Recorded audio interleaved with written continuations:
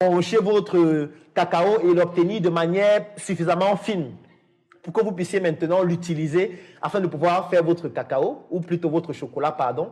Et ensuite, vous allez faire votre chocolat vous-même. Vous allez tester vos formules, mettre le sucre, mettre le lait, etc. et obtenir finalement quelques plaquettes. Parce que lorsque vous procédez de manière artisanale, vous ne pouvez pas avoir une production importante. C'est-à-dire que si un client vient, par exemple, et vous dit « j'ai besoin de 5000 plaquettes de chocolat par semaine », vous ne pourriez pas produire.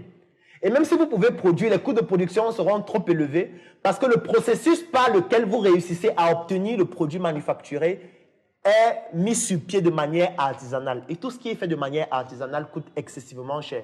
Donc, vous aurez un coût de production très cher. C'est pour ça que vous allez vous rendre compte que la plupart des personnes qui fabriquent des produits de manière artisanale vendent toujours ces produits chers. C'est pour ça qu'on se plaint toujours, le Made in Africa coûte cher, le Made in Cameroun coûte cher, le Made in Togo coûte cher. Oui, c'est tout à fait naturel que ça coûte cher. Parce que les producteurs sont en train de le faire de manière artisanale. C'est ce qu'on appelle la production artisanale dans le secteur secondaire, ou alors tout simplement la production artisanale dans la deuxième étape du trépied du système productif. Donc dans le secteur secondaire, il y a deux choses. Il y a le secteur secondaire artisanal, ce qu'on appelle la micro-industrie ou alors l'industrie artisanale. Et il y a le secteur secondaire industriel qui permet donc de pouvoir produire des quantités extrêmement importantes, de produire à l'échelle, de diminuer les coûts de production et de pouvoir vendre dans son produit manufacturé à un coût qui est extrêmement abordable et qui est très faible. Donc, il est extrêmement important pour vous de comprendre la différence et la nuance entre les deux. Parce que celui qui va aussi produire de manière artisanale, il va imprimer les étiquettes de manière artisanale. C'est-à-dire qu'il va aller rencontrer son imprimeur et lui dire « Je veux que tu m'imprimes sans étiquette ». Quand vous partez imprimer sans étiquette, ça va coûter cher. Parce que par exemple, on va utiliser des imprimantes à jet d'encre. Ce sont des imprimantes qui coûtent excessivement cher, surtout que vous êtes en train de produire à petite échelle.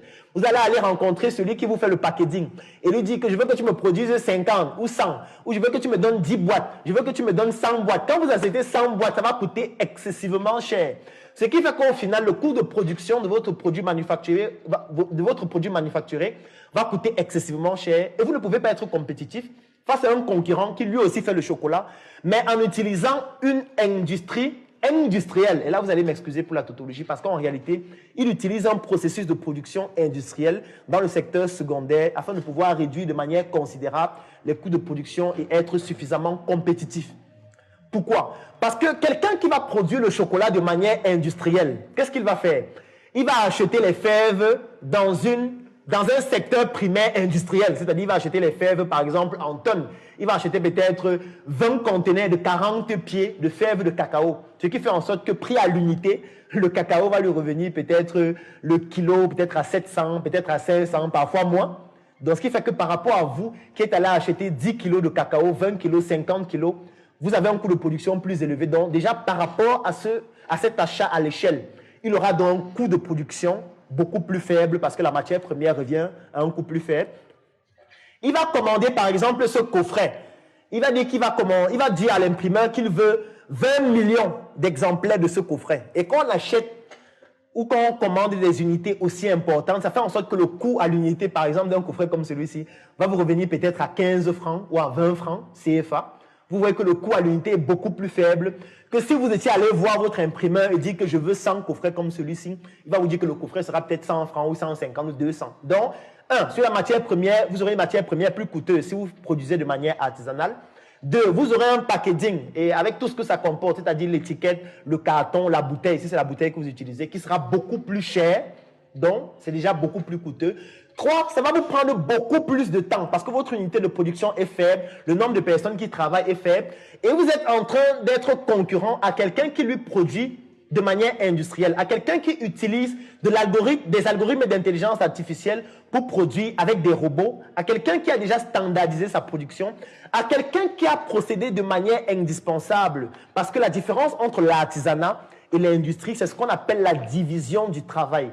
Dans toutes les industries qui se respectent, on divise le travail. Ça veut dire que pour arriver, par exemple, pour quitter de la fève de cacao au chocolat, s'il y a 10 étapes qui permettent de quitter de la fève de cacao au chocolat, dans une unité artisanale, l'artisan va faire les 10 étapes seul ou avec son équipe. Ils vont faire ensemble les 10 étapes. Et quand vous faites toutes les 10 étapes vous-même, vous ne pouvez pas avoir des produits identiques. C'est déjà le premier problème. Et de deux, le coût de production sera extrêmement élevé. Par contre, dans les unités de production industrielle, qu'est-ce qu'on va faire? On va segmenter le travail. C'est-à-dire que s'il y a 10 étapes, on va mettre dans 10 étapes dans le process. Et ce ne sont